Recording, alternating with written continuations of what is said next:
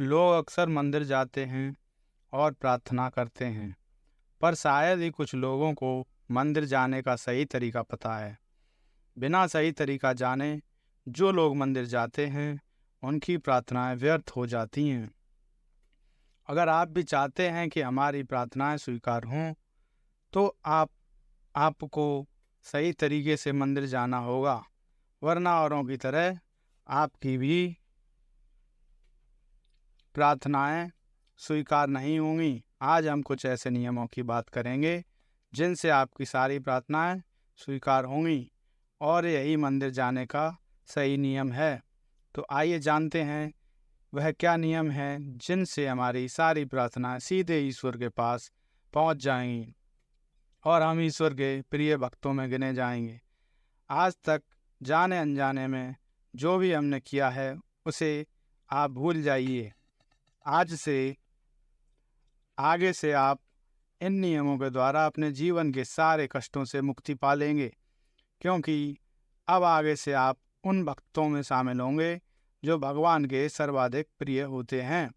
अपने भक्तों के लिए भगवान हमेशा उपस्थित रहते हैं, हर जगह, हर समय, हर परिस्थिति में, किसी भी कष्ट में आपको अकेला नहीं छोड़ते। इसीलिए अपने भगवान के लिए आपको इन नियमों का पालन करना ही होगा। तो आइए जानते हैं कि वह कौन कौन से नियम हैं। वह नियम आपने देखा होगा कि कुछ लोग इस दुनिया में बहुत ही सफल होते हैं, बहुत ही सुखी होते हैं। वहीं कुछ लोग या अधिकतम लोग इस दुनिया में बहुत ही दुखी होते हैं और कष्ट में हैं। और जो लोग बहुत दुखी हैं और कष्ट में हैं, वही सर्वाधिक भगवान की पूजा करते हैं और मंदिर जाते हैं। फिर क्यों भगवान उनकी प्रार्थना नहीं सुनते? पर ऐसा नहीं है, भगवान सबके लिए समान हैं। यह उन्होंने एक प्राकृतिक रचना बनाई है। जो भी इस रचना का पालन करेगा, इन नियमों का पालन करेगा, वह खुद भगवान तक पहुंच जाएगा। भगवान ने सब कुछ हमारे ऊपर ही छोड़ दिया है, पर हमें ही इसका ज्ञान नहीं है। इसलिए हम इसका दोष भगवान को नहीं दे सकते। वह तो बहुत ही कोमल हृदय के हैं, उन्हें तो पता भी नहीं कि हम कितनी प्रार्थनाएं कर रहे हैं, क्योंकि हमारी एक भी प्रार्थना उन तक नहीं पहुंच रही। इतनी बड़ी दुनिया में, इतने लोगों में कैसे किसी की प्रार्थना भगवान तक पहुंचेगी? केवल हम ही अपनी प्रार्थना अच्छे नियमों का पालन करके, जो नियम भगवान ने बनाए हैं, उसके द्वारा पहुंचा सकते हैं। जिसके जितने अच्छे नियम होंगे, उसकी प्रार्थना भगवान तक उतनी ही जल्दी पहुंच जाएगी। तो आइए अब हम जानते हैं कि वह कौन कौन से नियम हैं जो भगवान तक हमें पहुंचा सकें, हमारी प्रार्थना भगवान तक पहुंचा सकें। सबसे पहले, जब भी आप सुबह उठें और मंदिर जाना हुआ, मंदिर जाएं, तो आपको मंदिर जाने से पहले सबसे पहला नियम यह है कि आपको हमेशा मंदिर में नहाकर जाना चाहिए। क्योंकि यदि आपने एक भी बार अपने शरीर का कोई भी अंग, जैसे कि नाखून या उंगली या कुछ भी, अपनी जीभ से खा लिया या चख लिया, तो आपका वह नहाना बेकार हो गया, आप अपवित्र हो गए। अगर आप मंदिर जाना चाहते हैं तो प्रार्थना करना चाहते हैं, तो आपको नहा कर जाना चाहिए। और नहाने के बाद मंदिर जाने से पहले, जब तक आप मंदिर में जाकर प्रार्थना नहीं कर लेते, तब तक आपको ना तो कुछ खाना है, ना ही पीना है, और ना ही अपने नाखून इत्यादि मुंह से काटने हैं। आपने अपने शरीर का कोई भी अंग जूठा नहीं करना है। लोग अक्सर जाने अनजाने में अपने हाथ नाक में डालने या खुजली मचाने की गलती कर बैठते हैं। इससे उनका नहाना बेकार हो जाता है, दूषित हो जाता है। नहाने के बाद आपको बस सीधे मंदिर जाना है, तब आप जो भी प्रार्थना करेंगे वह सीधे भगवान तक पहुंचेगी। अक्सर लोग एक गलती करते हैं कि सुबह तो नहा कर चले जाएंगे या पूजा कर लेंगे, तो उस टाइम तो आपकी प्रार्थना भगवान तक चली गई। लेकिन शाम के टाइम भी कुछ लोग मंदिर जाते हैं और प्रार्थनाएं करते हैं।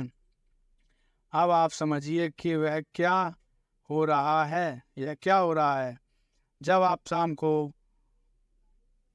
मंदिर जाते हैं और प्रार्थना करते हैं, तो आपके उस दिन ना आई हुई प्रार्थना और उस दिन की गई प्रार्थना और उससे पहले 7 दिन की गई प्रार्थना व्यर्थ हो जाती है। एक दिन बिना नहाए मंदिर जाने से आपके 7 दिनों की प्रार्थना व्यर्थ हो जाती हैं।